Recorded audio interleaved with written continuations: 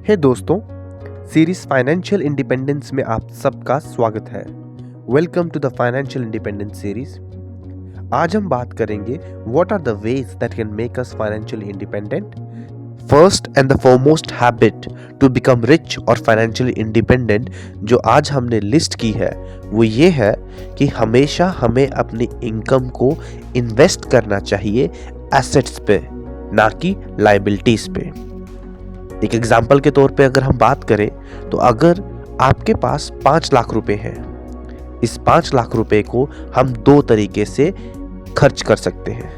पहला, उसको एसेट्स के ऊपर इन्वेस्ट करके। एग्जाम्पल, हमें किसी शेयर, बॉन्ड या डिबेंचर्स पर 5 लाख इन्वेस्ट कर सकते हैं। और क्यों हम इनको एसेट्स कहते हैं? क्योंकि अगर हम इन इंस्ट्रूमेंट्स पे अपनी इनकम को इन्वेस्ट करेंगे तो यहाँ से हमें एक इनकम आएगी। शेयर्स के ऊपर इन्वेस्ट करेंगे तो उसका प्राइस बढ़ेगा, एप्रिसिएशन होगी, या फिर डिविडेंड भी आएगा। बॉन्ड्स पर भी हमें इंटरेस्ट या इनकम मिलेगी और उसी तरह डिबेंचर्स पे भी हमें इनकम मिलेगी। इसीलिए इन इंस्ट्रूमेंट्स को हम एसेट्स कहते हैं और हमेशा रेकमेंड करते हैं कि अपनी इनकम को एसेट्स पे इन्वेस्ट करें। लेकिन ऑप्शन जो हमारे पास अवेलेबल है वो ये है कि हम अपनी इनकम को खर्च कर सकते हैं लायबिलिटीज के ऊपर। सो फ्रेंड्स, लायबिलिटीज क्या होती हैं?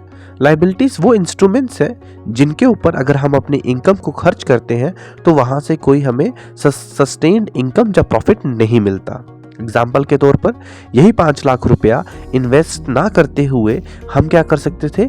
गाड़ी खरीद सकते थे या फिर कुछ और कर सकते थे। तो गाड़ी पे खर्च करने से हमें कोई इनकम तो मिलेगी नहीं, रादर हमें क्या करना पड़ेगा? उस पर EMIs भरनी पड़ेंगी, इंटरेस्ट पे करना पड़ेगा, तो उससे हमारी इनकम कम होगी। तो प्लेन शब्दों में कहें तो लायबिलिटीज वो इंस्ट्रूमेंट्स है जिससे हमारी इनकम कम होती है, बल्कि एप्रिसिएट नहीं होती। तो फ्रेंड्स, आज का इंपॉर्टेंट लेसन हमने क्या सीखा? हमने ये सीखा कि हमेशा अपनी इनकम को खर्च करने से पहले बाइफरकेट करें कि क्या हम अपनी इनकम एसेट्स पे इन्वेस्ट कर रहे हैं या लायबिलिटीज पे। हमें ज़्यादा से ज़्यादा अपनी इनकम एसेट्स पे खर्च करनी चाहिए सो दैट वो इनकम को और बढ़ाए, उससे ज़्यादा प्रॉफिट आए। So thank you.